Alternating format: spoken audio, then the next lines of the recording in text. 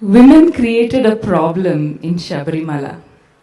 On behalf of those women, I apologize. And as a woman, I feel responsible that we women should clear this.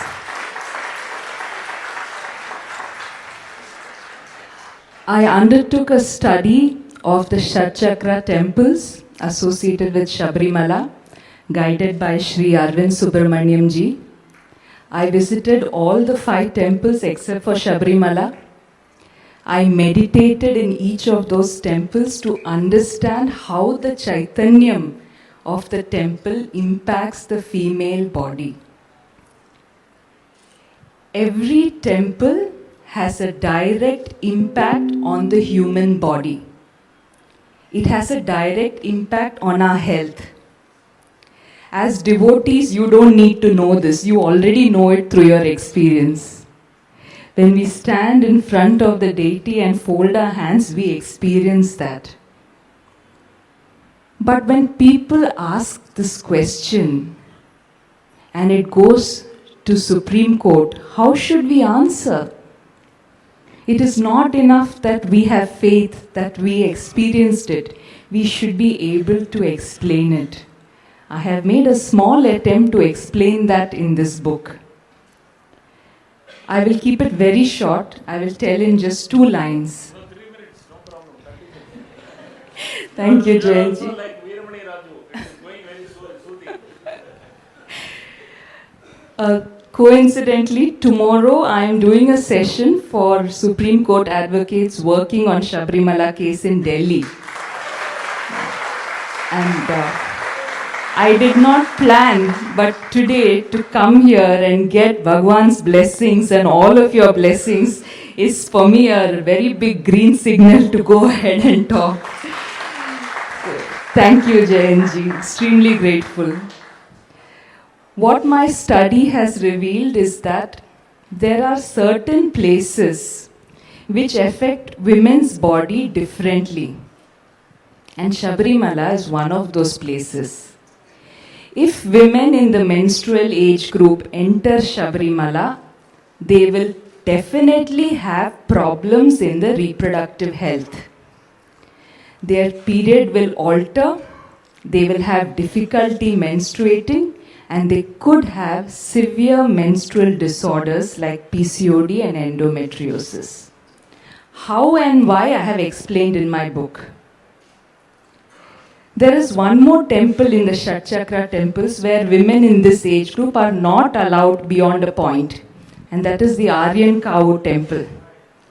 I went there, but women could go up to a certain point. The minute I stood there and had the darshan of Bhagwan, I started tearing up. Now, for someone who has never even been to many temples, this was very strange.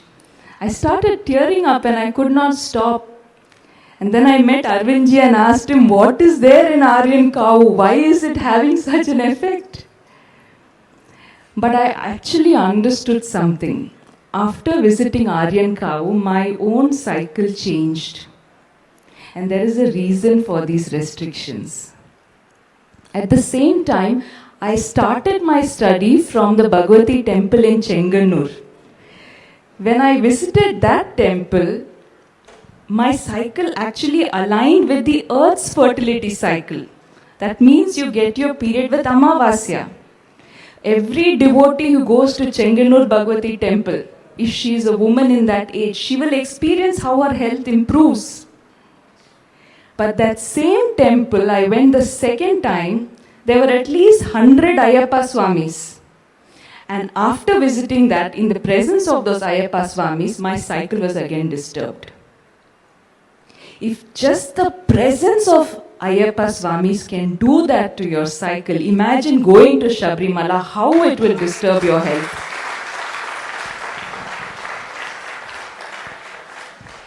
So, the restriction on women is actually protection of women's fundamental right to health. And Sabrimala, by passing this rule, has been protecting women, not discriminating. we have to take so much pride in our traditional knowledge because it understood things so scientifically.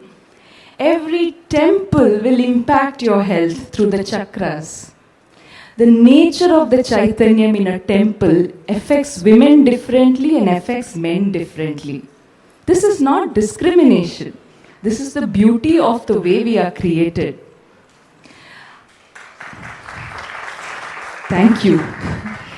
I will give just one last example. When I was researching Sabrimala, I wanted to see anywhere else in the world are there similar restrictions.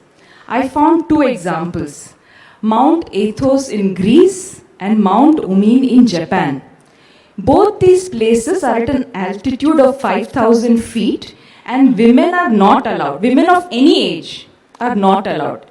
In fact, even female animals are not allowed.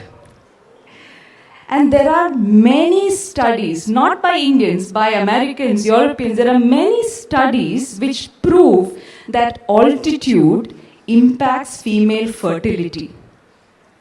And on the way to Sabrimala, Arvindji just educated me, there is Karimala, which is around 5,000 feet.